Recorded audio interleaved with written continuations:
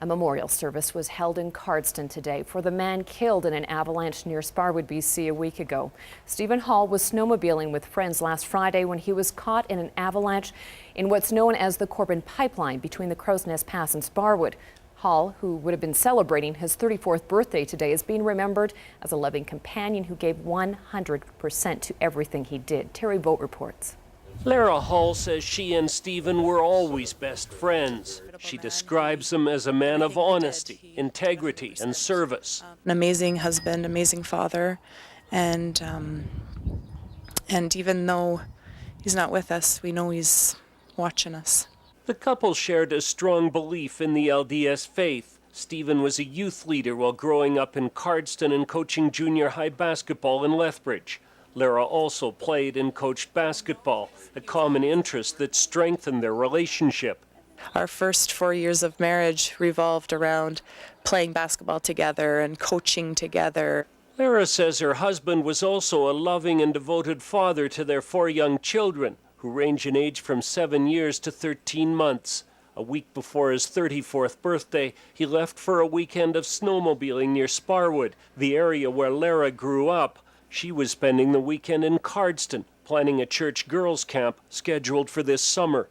I'd come to his stomping ground in Cardston, and he'd gone back to my stomping ground in Sparwood, is where I was raised. And we were kind of chuckling about that before he left. Stephen and his friends were all experienced snowmobilers who had received avalanche training. They were carrying the appropriate safety gear and weren't in an area they considered to be dangerous. Even so, coming from Sparwood, Lara was well aware that snowmobiling can be risky.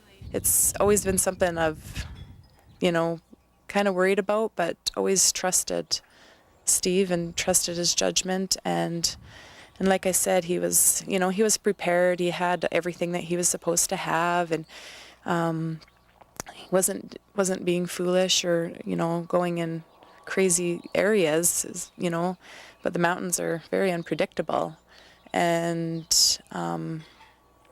we do believe that God has a plan, and this is part of our family's plan. Only a month ago, Lara and Steve set new goals for the future, talked about going back to the basics and doing everything better. In February, they took a trip to California. I was feeling guilty about going on this holiday and leaving my children, and he said, you and I need this. You and I need this. This is us. This is our time. You and I need this. And looking back, I'm so grateful that he followed those feelings that he had. Now, as she prepares to go home without her husband and companion, Lara says she finds strength in her faith, her family, and their large circle of friends. Terry Vogt, CTV News, Sterling. In lieu of flowers, a trust fund has been set up at RBC for Lara and her children. You can visit any RBC location and say your donation is for Lara Hall.